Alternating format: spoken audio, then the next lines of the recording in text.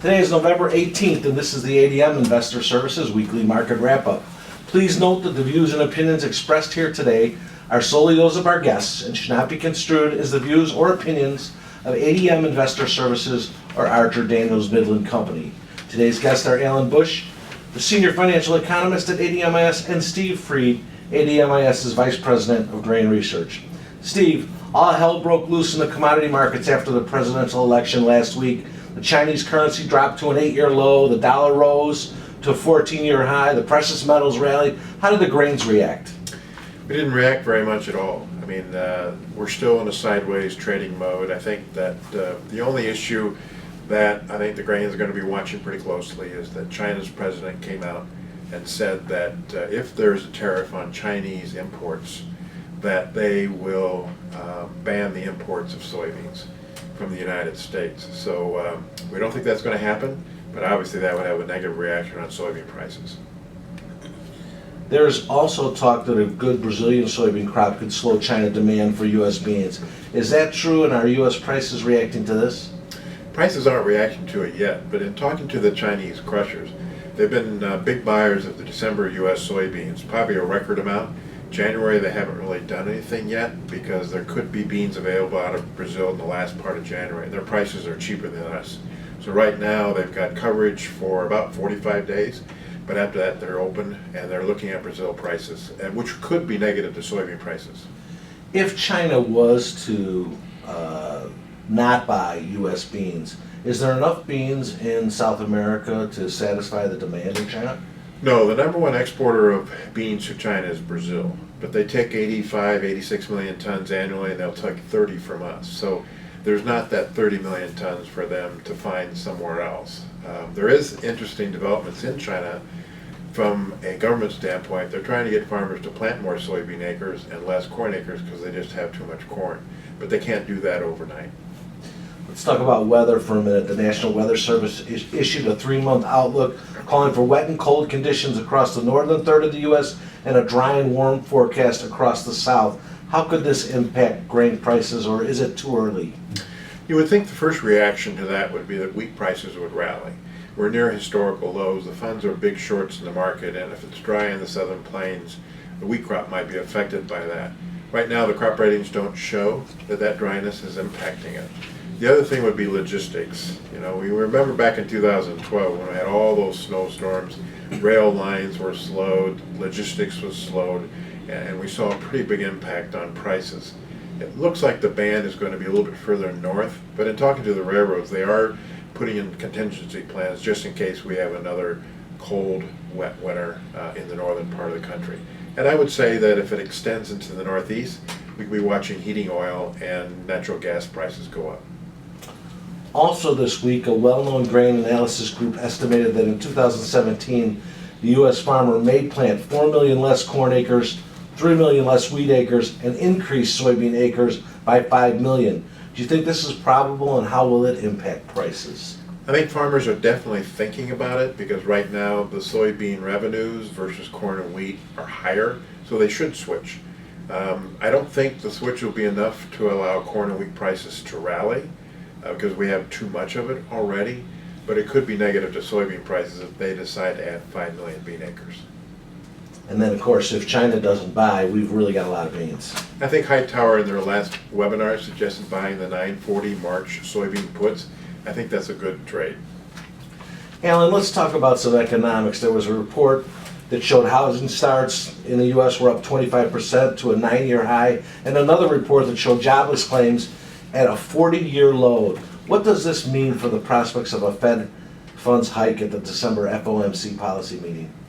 Well, it very much suggests that the Fed is going to raise rates at the upcoming meeting.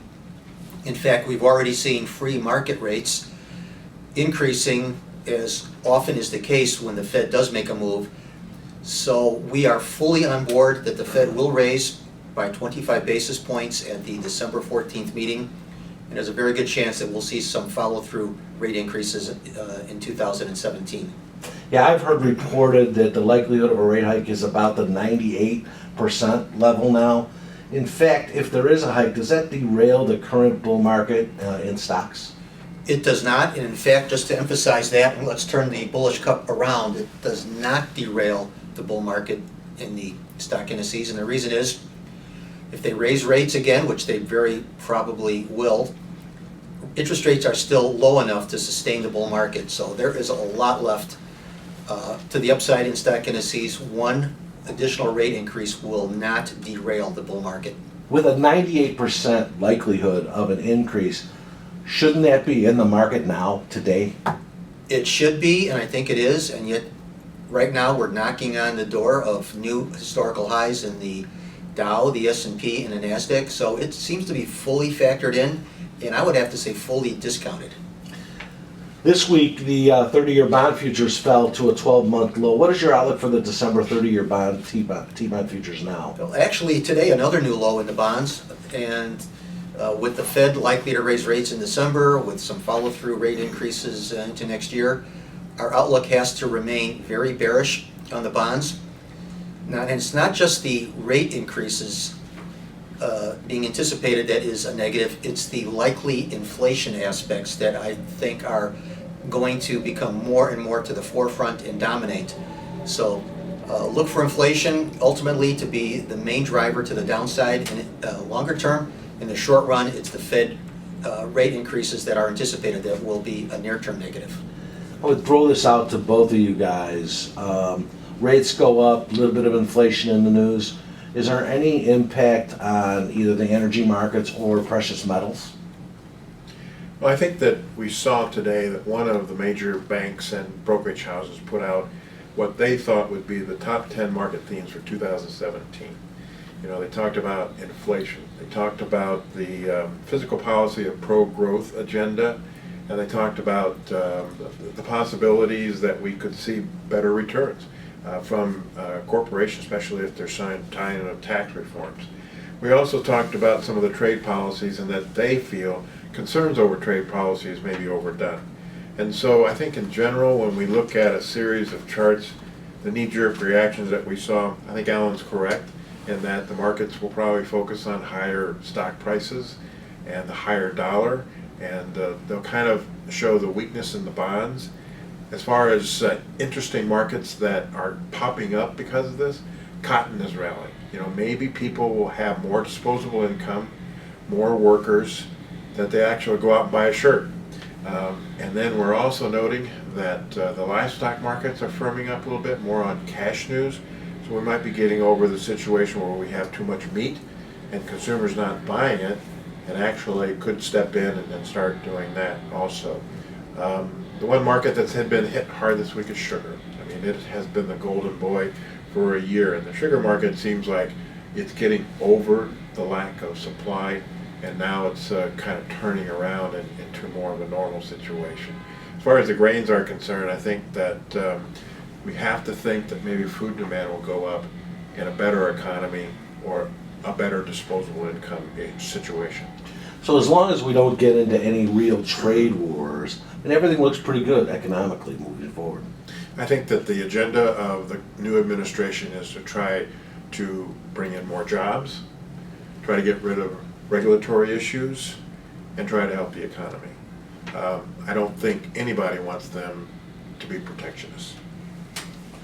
Remember, the views and opinions expressed today on this video are solely those of our guests and should not be construed as the views or opinions of ADM Investor Services or Archer Daniels Midland Company.